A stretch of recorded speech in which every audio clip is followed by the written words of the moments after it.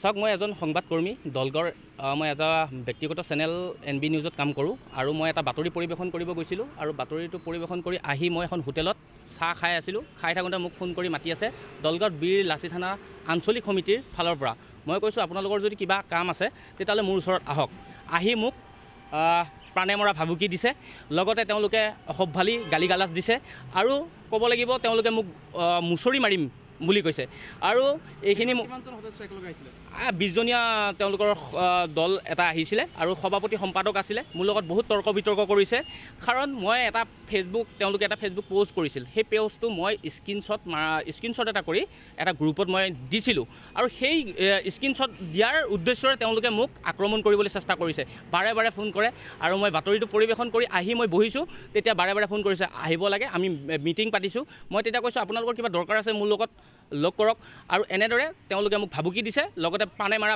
ভাবুকি প্ৰদান কৰিছে মোক ৰাস্তা ঘাটে লগ পালে মুচৰি মাৰিম বুলি কৈছে আৰু যদি মই কিবা মোৰ যদি মৃত্যু হয় তেতিয়া দলগাঁও বীৰ লাচিত সেনা অসমৰ গোটেই সদস্য সভাপতি সম্পাদক দায়ী হ'ব আৰু এনেদৰে মোক প্ৰাণে মৰা ভাবুকি দিছে মই ন্যায় বিচাৰোঁ যিসকলে মোক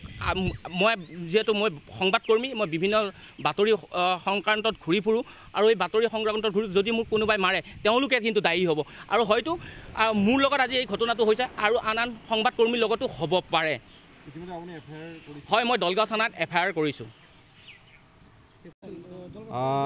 চাওক ঘটনাটো মই অকণমান পলমকৈ শুনিলোঁ যদিও এজন সংবাদকৰ্মী গণতন্ত্ৰৰ 4th পিলাৰ চতুৰ্থ স্তম্ভ বুলি যাক কোৱা যায় আচলতে তেওঁলোকে মানে এনি টাইম সংবাদ জগতৰ লগত জড়িত আৰু সংবাদ বিচাৰি তেওঁলোকে বিভিন্ন ঠাইত ঘূৰি ফুৰিব লগা হয় তেনে ক্ষেত্ৰত যদি এটা সংগঠনে মুচৰি পেলামৰ নিচিনা শব্দ ব্যৱহাৰ কৰি তেখেতক অপদস্থ কৰিছে এইখিনি ঠাইত আহি তেখেতক অপদস্থ ইয়াতকৈ নিন্দনীয় কথা আৰু একো নাই ইতিমধ্যে